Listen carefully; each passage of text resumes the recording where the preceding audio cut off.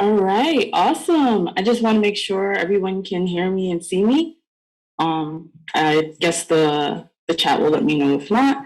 But like Todd said, I'm going to be talking about overcoming the fear of contributing to open source. So I'm going to share my screen now.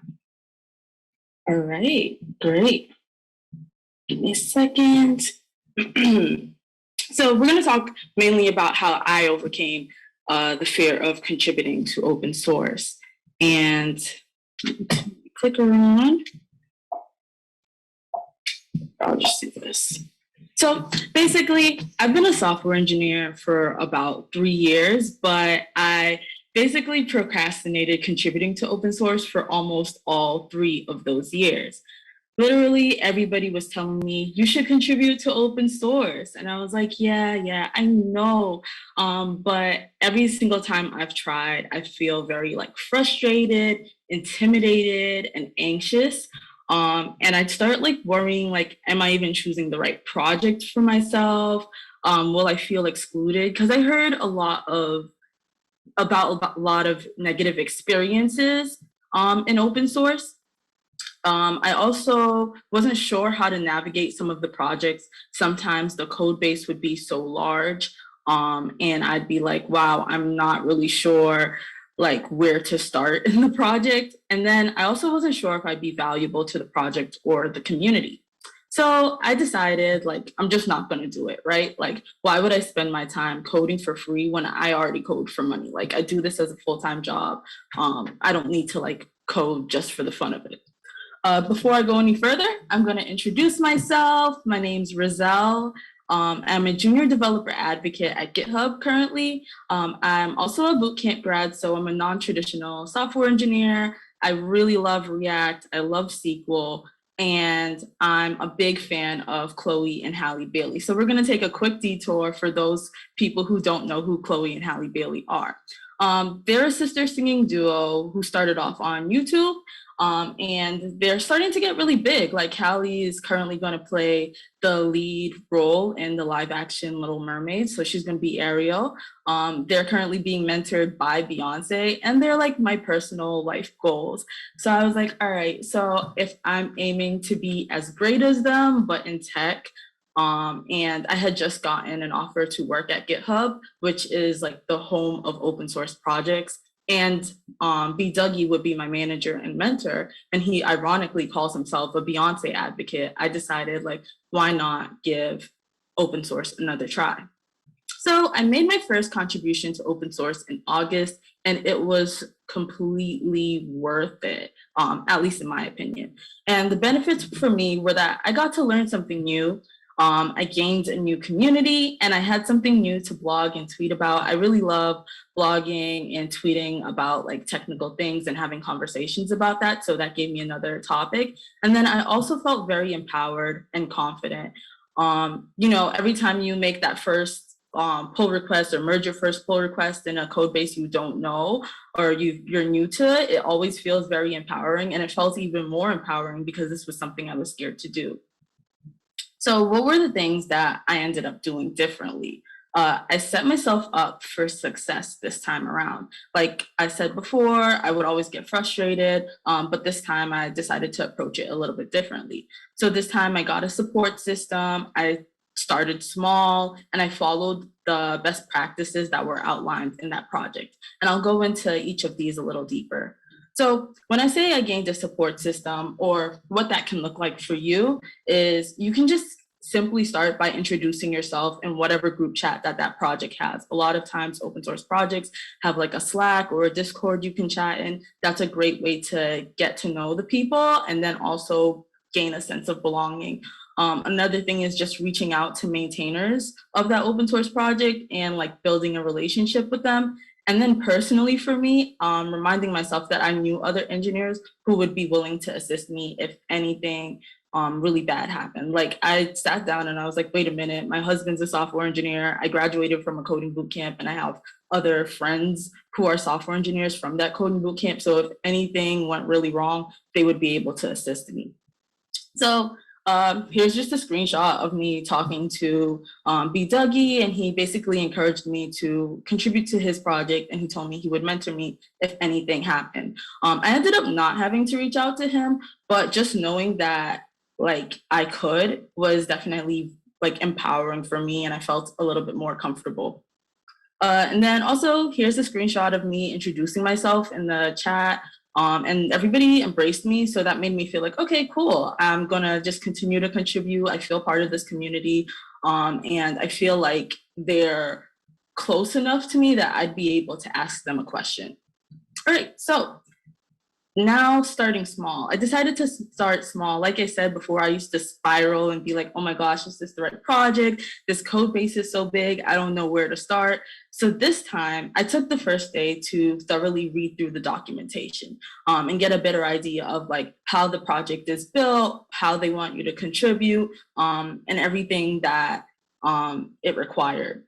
And then I also explored the code base. So I tried to get a better understanding of like what functions were doing what, why was this happening? That way, before I picked up a ticket or an issue, I would know, or I would have an idea of where that is in the application.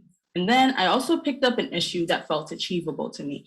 I didn't want to sandbag it and just like do like a documentation ticket that was just like fixing a typo. I wanted to do something that I would feel proud of, but I also didn't want to do something that would make me feel super overwhelmed. I also joined the Triage team, and I'll go into that a little bit more, but that's a really good option if you're not feeling comfortable coding in that project yet. So here's just an example of what good documentation can look like in a project. Definitely look out for the contributing guidelines or the contributing.md. It's just a markdown file that kind of writes out like how they expect contributors to behave, like code of conduct wise, and like how to make pull requests, how to wait for changes. This one in particular is from virtualcoffee.io, and I think it's like a really great example. So if you're looking to contribute to an open source project, look for a contributing.md because it's a good indicator that the project is welcoming, that it's inclusive, and that it's well organized. Okay, now regarding the triage role or the triage team, this is a great role in my opinion if you're not comfortable coding yet. So let's say you really like a project, you want to contribute, but you don't know like Ruby on Rails or something. It's a good way for you to just kind of get comfortable. Or if you want to like exercise your non-technical skills and you're thinking of transitioning over into like project management or like product ownership, a lot of times in the triage role, you're going to be writing, organizing, labeling and prioritizing issues. You might be helping to review code. You might be doing a little bit of QA work. And in the end, you'll be the maintainer's hero because a lot of times this is work that they have to do. And of course, there's just not enough time in the day to get it all done. So I'm sure they would appreciate that help. I do want to note that not every open source project has a triage role or a triage team, but it's definitely good to inquire about it. The last thing I did that really helped was just following best practices. I was very nervous that I would make a pull request and people would like laugh and be like, oh my gosh, what is this code? But just by double checking the contributing MD, I was able to be like, yes, I am styling the components the way that this community expects it to be styled. I'm formatting my code right. So I was able to like move a little bit more confidently and be like, cool, I followed the rules. So if anything is wrong with my pull request, it's probably just like suggestions for improvement. I also linked my pull request to my issue, and I'll show you what I mean by that. So basically, when you open up a pull request and you write a comment about your pull request, you can essentially just say like, this closes the issue number 27 as this person's doing in this GIF right here. And basically, this allows you to automatically reflect the progress of an issue based on your pull request. That way, everyone in the community is not wondering like, is this issue in progress? Is it completed? You kind of give that transparency. And the way you do it, like we see in this GIF, is you just say closes and then you follow it by the issue number, or you can say fixes in the issue number or resolves in the issue number. Okay, so let's talk about how to contribute. So hopefully you're feeling a little bit more confident and like you can do this. If I did it, you definitely can. So basically just find the project you're comfortable and interested in. And the way you will find that is basically think about projects and tools that you like using. One of them being like React is an example. Like I use React every day, or maybe you use Visual Studio Code. Those are good examples of contributing to an open source project that exists and something that you use every day. Also, try leveraging some first-time contributor aggregators. There's a lot of websites out there that talk about like, okay, these are good first issues, or these are projects with good first issues opened.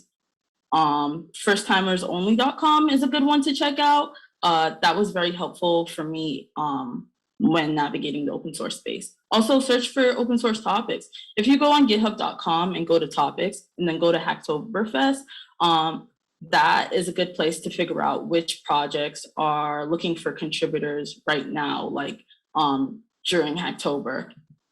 So what is Hacktober? Right now in October, basically, we're encouraging people to contribute to open source, and they're doing this by having a little competition, right? So if you make 4 or more Hacktoberfest accepted pull requests, you can win swag, you can get a tree planted in your name. And also, I want to add that you should read the contributing guidelines. I really can't repeat this enough times. I just said it, but it was really helpful to me because it makes it easier for you and the maintainer. Instead of you like constantly asking questions, usually the contributing guidelines kind of have some frequently asked questions and answers to those in there. And then also I want to just specify the difference between a README and a contributing.md, which I didn't know at first. The README is just like how to use the project, but the contributing.md is how to contribute to the project. So definitely look at both of those.